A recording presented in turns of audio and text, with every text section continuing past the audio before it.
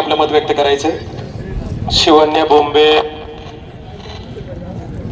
हिच्या दुःखद निधन, बिबटच्या हल्ल्याने दुःखद निधनामुळे आज जाहीर निषेध करण्यासाठी उपस्थित सर्व मान्यवर आणि सर्व चारही तालुक्यातून आलेले सर्व ग्रामस्थ, सर्व पदाधिकारी, माझ्या अगोदर बोलत असताना या ठिकाणी बिबटबद्दल सर्वांनीच वेगवेगळ्या प्रकारचं मत या ठिकाणी व्यक्त केलेलं आहे.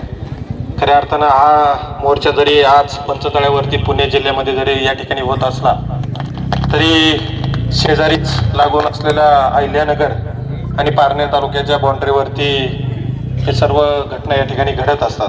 आमचे रेणवडी असेल, चोंबूत असेल, शिरापूर असेल, वडनेर असेल, या कुकडे नदीच्या काठावरती निगोज असेल, या परिसरामध्ये कंटिन्यू हा वाहक बिबट खऱ्या अर्थानं ये जा अलीकडे पलीकडे असतं. रेणवडी या ठिकाणी गेल्या अनेक दिवसापासून अनेक हल्ले या ठिकाणी आमच्या मध्ये या ठिकाणी लिहिले. आत्ताच एक पूर्वी आमच्याही कळस या गावातील एक गाडगे कुटुंबावरती हल्ला झाला आणि त्यामध्ये खऱ्या अर्थानं त्यांना त्या ठिकाणी जीव गमवावा लागला. चोंबूत या ठिकाणी असेल, शिरापूर या ठिकाणी असेल, अनेक हल्ले या ठिकाणी होत असतात. परंतु ज्यावेळेस अहिल्यानगरच्या देवपोला कळवलं जातं त्यावेळेस त्यांची टीम येते आणि त्यावेळेस तो बिबट कधी कधी पलीकडे असतो, कधी अलीकडे असतो. पुणे जिल्ह्यावाले म्हणतात की तो अहिल्यानगर त्या कार्यक्षेत्रात आला गेलाय, इकडल्या कार्यक्षेत्रावर म्हणायचे तो तिकडल्या कार्यक्षेत्रात गेलाय. परंतु कृपा करून प्रशासन हे सर्वकडं एकच आहे. आपण सर्वांनी सहकार्य करून ज्या ज्या मागण्या या ठिकाणी प्रफुल्लने या ठिकाणी मांडण्याचं काम केलं, सर्वांनी मत करत असताना काम केलं, या सर्व मागण्या पूर्ण कशा होतील आणि पुणे जिल्ह्यातीलच नाही, या तालुक्यातीलच नाही तर पारनेर तालुक्यातील सुद्धा, पारनेर तालुका सुद्धा या बिबटमुक्त या ठिकाणी झाला पाहिजे.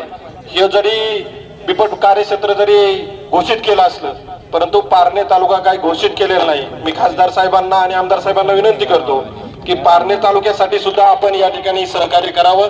आपण सर्वजण या मोर्चात सहभागी झाला त्याबद्दल धन्यवाद देतो. आमच्याही अहिल्यानगर आणि पारनेरची जी अडचण आहे ती आपण समजून घ्यावी, आम्हालाही सहकार्य करावं अशी अपेक्षा व्यक्त करतो.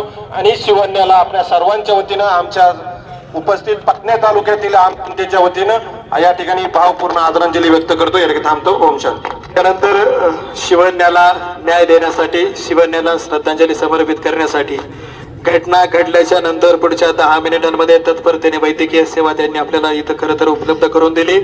जो प्रशासकीय पंचनामा त्या ठिकाणी होता, जी मदत आपल्याला त्या ठिकाणी लागत होती, अत्यंत आपला पूर्ण वेळ त्या ठिकाणी हॉस्पिटलमध्ये देऊन, कुटुंबियांना धीर देऊन खऱ्या अर्थानं ज्यांनी आपल्याला ती मदत केली, शिरूर लोकसभा मतदारसंघाचे माजी खासदार आदरणीय शिवाजीदादा आढळराव पाटील या ठिकाणी या दुःखद प्रसंगी उपस्थित आहेत. मी दादांना विनंती करतो आपण आमच्या ग्रामस्थांना त्या ठिकाणी मार्गदर्शन करा.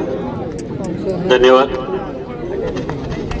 गेल्या रविवारची घटना आहे. सकाळी मला प्रफुल्ल बोंबेचा फोन आला की आमच्या घरातल्या एका लहान मुलीला बिबट्यात जडप घातली, जखमी केलाय. तिला घेऊन आम्ही आता मंचरला निघालो.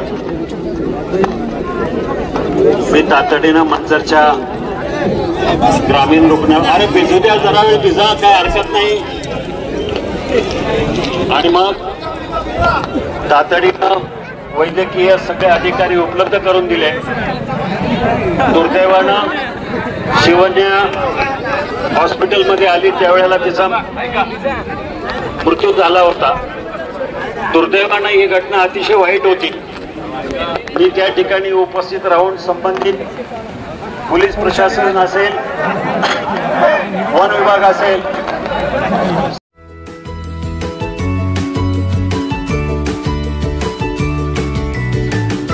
बातम्या शेतीच्या, बातम्या मातीच्या, बातम्या अन्यायाच्या, गुन्हेगारीच्या,